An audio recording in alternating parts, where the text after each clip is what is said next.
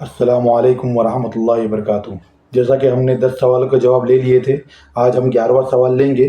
وہ یہ ہے کہ کیا قرآن پڑھ کر مردوں کو بخشا جا سکتا ہے کہ نہیں، یعنی ان کی بخشش ہو سکتی ہے کہ نہیں اگر ہم قرآن پڑھ کے اگر ان کو بخشیں گے، یعنی کہ ہم نے قرآن پڑھا ہے، اس قرآن کا ثواب ان کو پہنچے جو مردہ ہے، جو اس دنیا سے انتقال کر چکے ہیں۔ جیسے قرآن خوانی ہوتی ہے، آیت کریمہ ہوتی ہے، بہت ساری چیزیں ہوتی ہیں قرآن کے نام پہ، ہے نا۔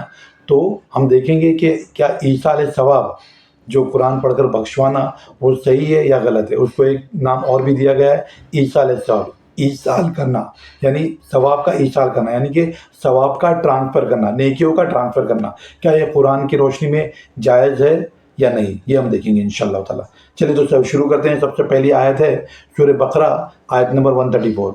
اعوذ باللہ من الشیطان الرجیم۔ تلک امۃ قد خلت لها ما کسبت ولکم ما کسبتم ولا تسألون عما کانوا یعملون۔ یہ جماعت گزر چکی ہے، ان کو ان کے اعمال کا بدلہ ملے گا، یعنی کرموں کا بدلہ ملے گا، اور تم کو تمہارے اعمال کا یعنی کرموں کا بدلہ ملے گا، اور جو عمل وہ کرتے تھے ان کی پرسش تم سے نہیں ہوگی۔ یعنی کہ آپ جو عمل کرو گے آپ کو ملے گا بدلہ، اور وہ لوگ جو ہم سے پہلے گزر چکے ہیں ان کا بدلہ ملے گا۔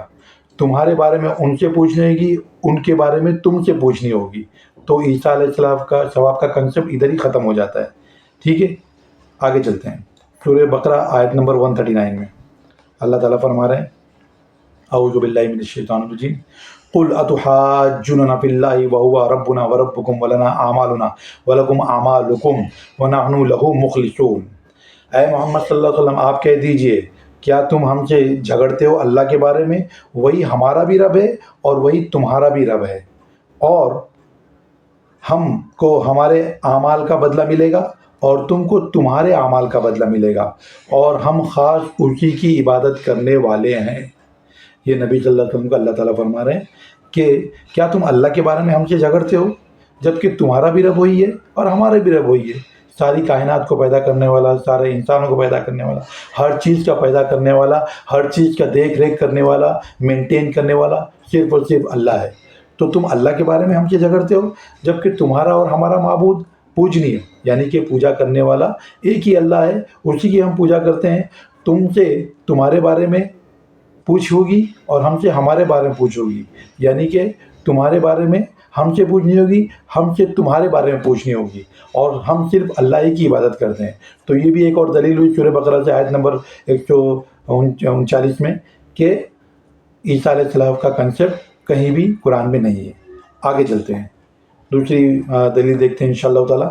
سورہ آل عمران آیت نمبر 25 اور 30۔ سورہ آل عمران آیت نمبر 25 اور 30۔ اعوذ باللہ من الشیطان الرجیم، بسم اللہ الرحمن الرحیم۔ فَكَيْفَ إِذَا جَمَعْنَاهُمْ لِيَوْمٍ لَا رَيْبَ فِيهِ وَوُفِّيَتْ كُلُّ نَفْسٍ مَا كَسَبَتْ وَهُمْ لَا يُظْلَمُونَ۔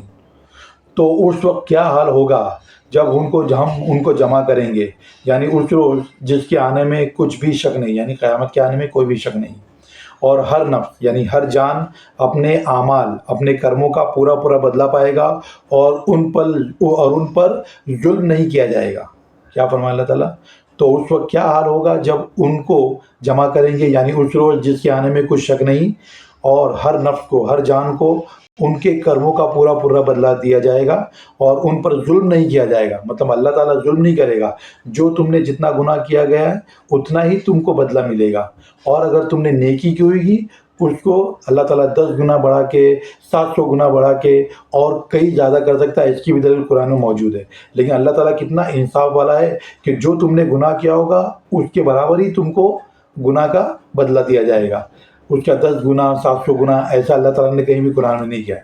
تو اس کا مطلب یہ ہے کہ اگر ہم کو یہ چاہیے کہ ہم اللہ کے حکم پہ چل کے جنت حاصل کریں، تو ہمیں چاہیے کہ ہم کو قرآن کو ترجمے سے پڑھنا پڑے گا، سمجھنا پڑے گا۔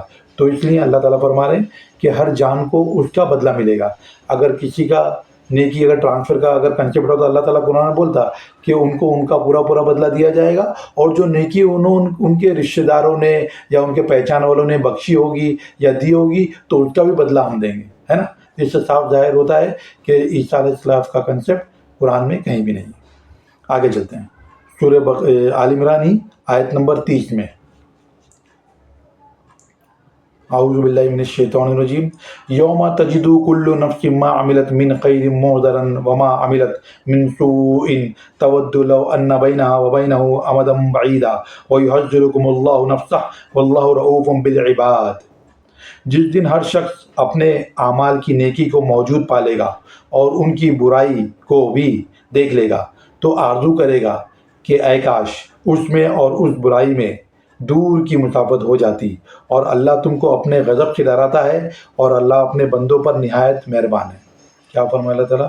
جس دن ہر شخص اپنے کرموں کی نیکی کو بھی موجود پالے گا اور ان کی برائیوں یعنی اپنی گناہوں کو بھی دیکھ لے گا تو آرزو کرے گا کہ کاش اس کے گناہوں میں اور اس کے درمیان کئی مسافت کا فاصلہ ہوتا، یعنی کہ زمین و آسمان جتنا فاصلہ ہوتا، تاکہ وہ برائی نہ کرتا، صرف نیکی ہی کرتا۔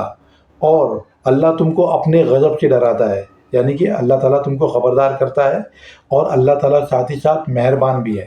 مہربان کب ہوگا؟ جب آپ اس کے حکم پہ چلو گے، نبی کے طریقے پہ اپنی زندگی گزارو گے۔